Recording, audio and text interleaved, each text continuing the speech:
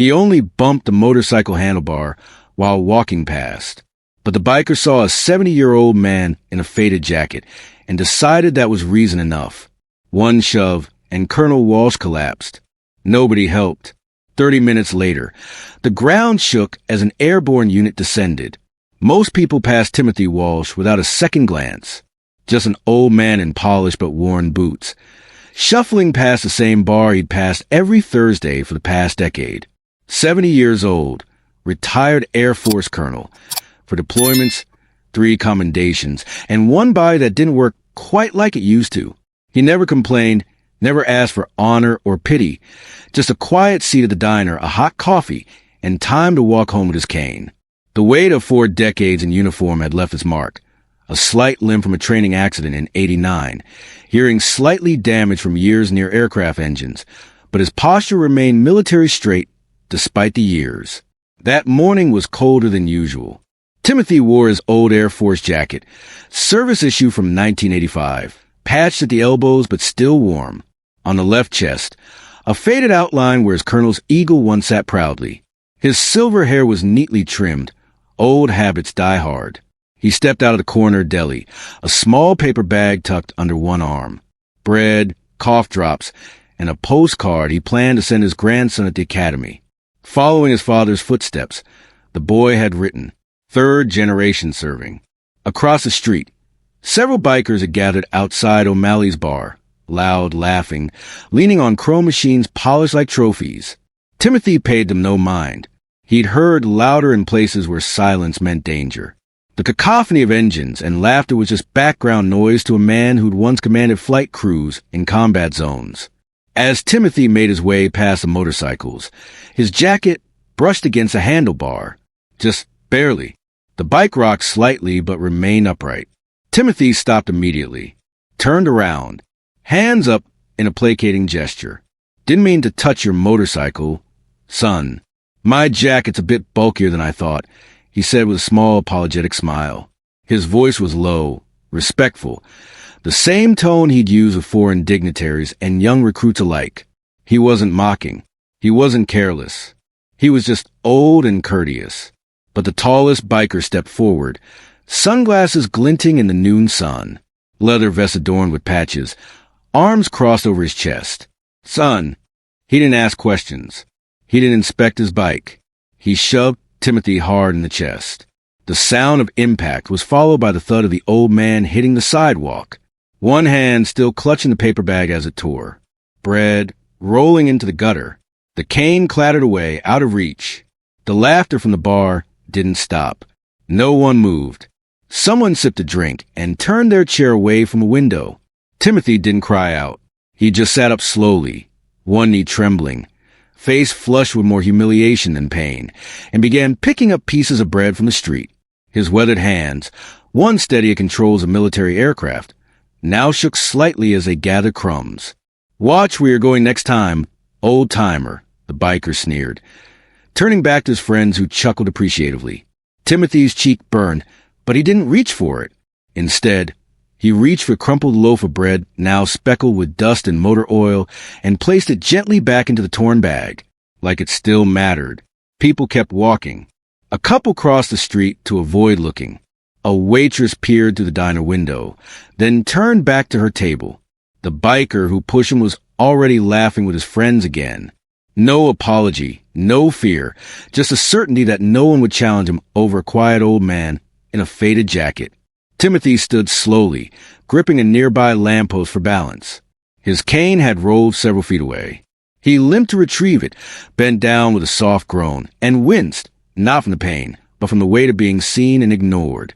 He sat on a nearby bench and exhaled shakily, the cold air biting the inside of his lungs. His hearing aid buzzed faintly. His pride buzzed louder.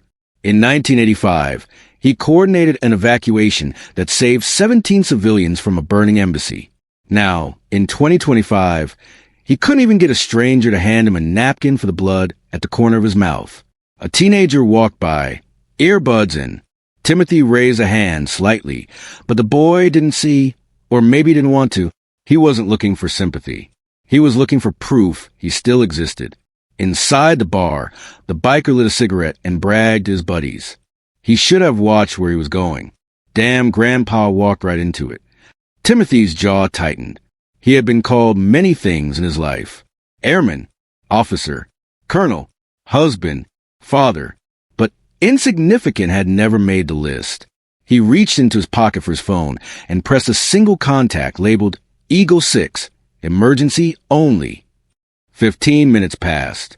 Timothy didn't move from the bench, didn't look angry, didn't look scared.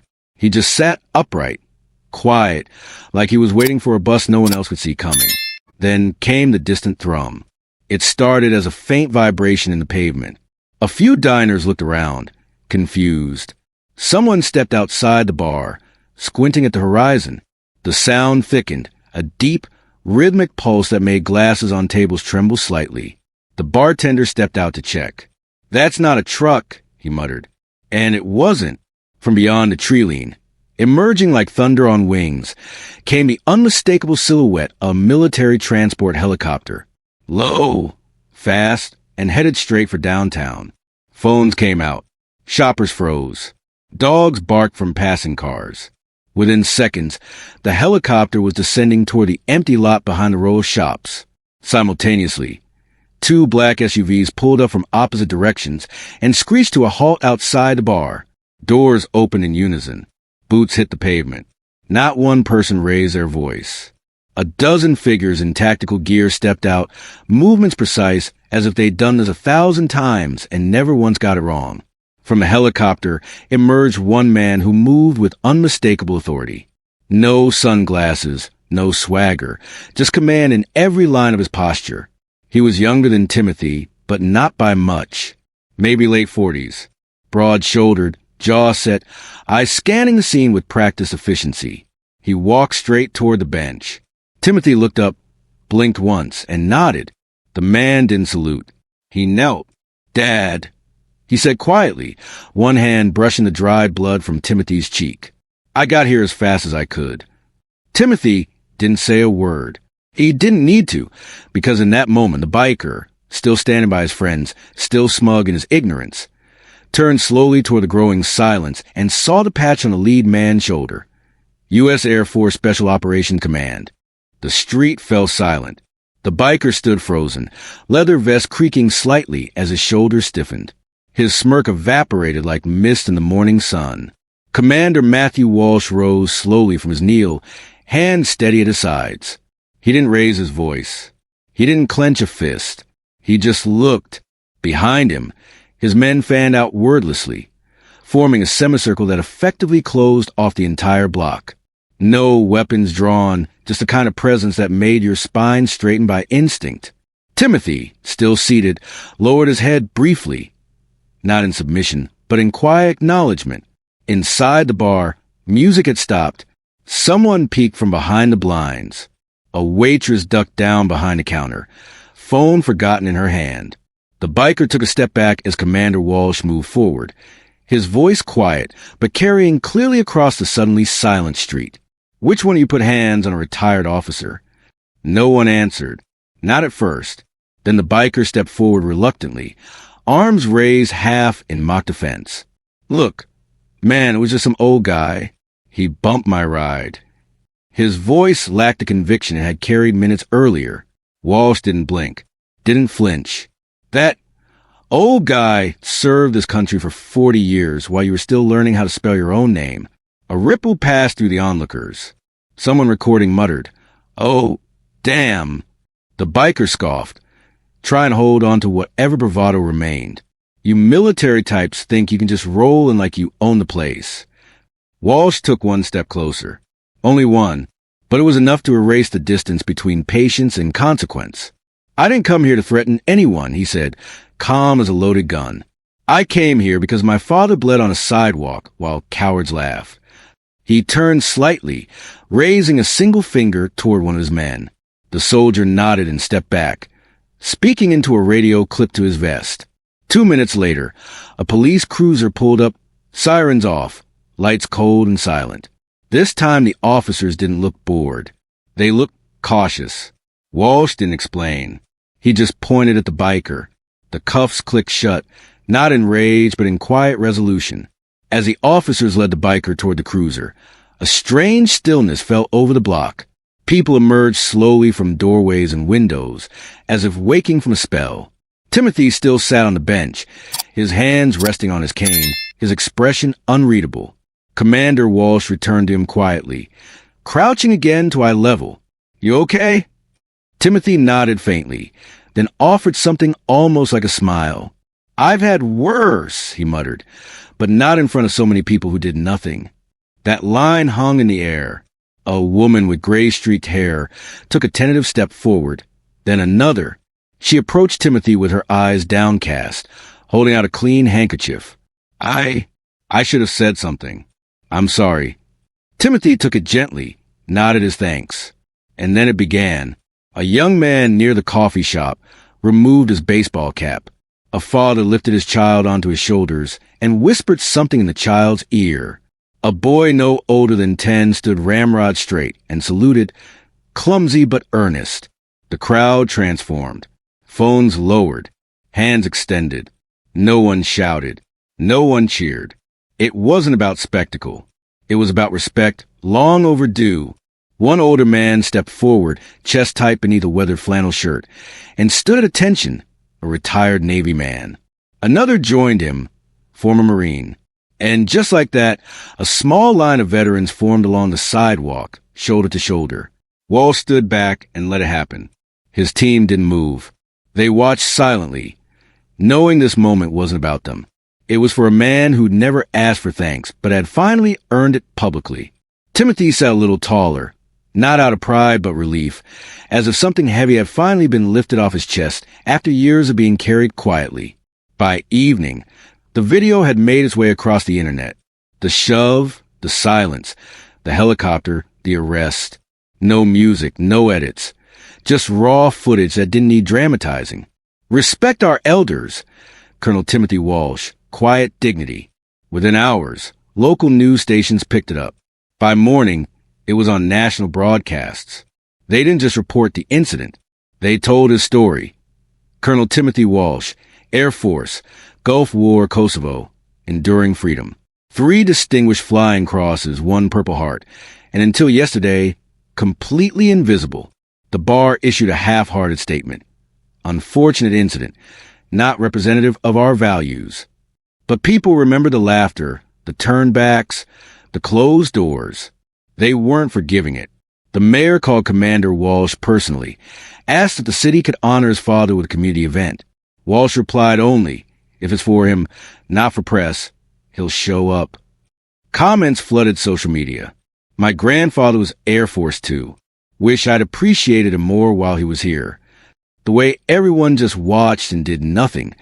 That's what's wrong with our country. This isn't about military versus civilian. It's about basic human decency. A veterans group started a campaign. See us. Hear us. It wasn't asking for special treatment, just acknowledgement that elderly veterans walk among us, carrying invisible weights and unspoken stories. The biker, identified as Derek Harmon, was charged with assault. His motorcycle club publicly distanced themselves from his actions, stating, "This isn't what we stand for." Within a week, the town green had been transformed. A stage, rows of folding chairs, an entire middle school chorus rehearsing the national anthem. Timothy arrived not in a wheelchair, but walking slowly with his cane. Not because he was unwilling to accept help, but because this was how he wanted to stand. On his own 2 feet. The crowd rose as one. Not out of obligation, but out of something heavier, a recognition that dignity, when restored, becomes contagious. The mayor read a prepared speech. But what people remembered was the voice of Timothy's son. Commander Walsh stepped to the microphone and paused for a long moment. My father never raised his voice. He never sought recognition. He didn't need to. His life spoke louder than anything words could say. He turned to his father, eyes glassy with emotion. You taught me what strength looks like, and now the world knows it too. He stepped down. Timothy didn't speak. He just raised one hand in acknowledgement. Firm, slow, deliberate. The ovation lasted nearly 5 minutes. Not for medals, not for revenge, But for every quiet act of service no one had clapped for until now, a group of Air Force cadets from a nearby academy performed a precision drill. Veterans from 3 wars stood side by side. But the most powerful moment came when a local artist unveiled a simple painting. Just an old man on a bench, alone but dignified, with the words, "worth seeing" beneath it. The painting would hang in the town hall, not as a reminder of shame, but as a promise that this community would recognize value beyond youth, beyond noise, beyond power. That they would see people like Timothy before it took a helicopter landing in their street to open their eyes. A few days later, Timothy received an unexpected letter. Handwritten, shaky, no return address. Inside were 7 words. "If you'll meet me, I'll listen. Derek." At first, Timothy didn't respond. He had every right to ignore it. No one would have judged him for walking away. But something in the way the letter was written, uneven lines, ink smudged at the edges, reminded him of another broken man from long ago, one of his own from the service. Haunted, angry, but not beyond reach. He asked his son to arrange a short meeting before Derek's court hearing. In a quiet courthouse room with no cameras and no uniforms, the man who had once shoved him sat hunched forward, stripped of attitude, leather vest replaced with plain button-up shirt, hands clenched like he was bracing for impact. Timothy entered slowly. Didn't speak at first, just sat across from him with a veteran stillness that could silence an entire room. "I didn't know who you were," Derek muttered finally. "That's the problem," Timothy replied gently. "You didn't care who I was." Derek swallowed hard, eyes darting. "My dad was a soldier too. Vietnam. Came back shattered. I grew up hating uniforms because I thought they took them from me." Timothy nodded slowly. "I knew men like him. Lost just as much as they brought home." There was no lecture, no punishment, just a quiet space where truth finally stood up straighter than pride. Derek wiped his face roughly and slid a folded paper across the table.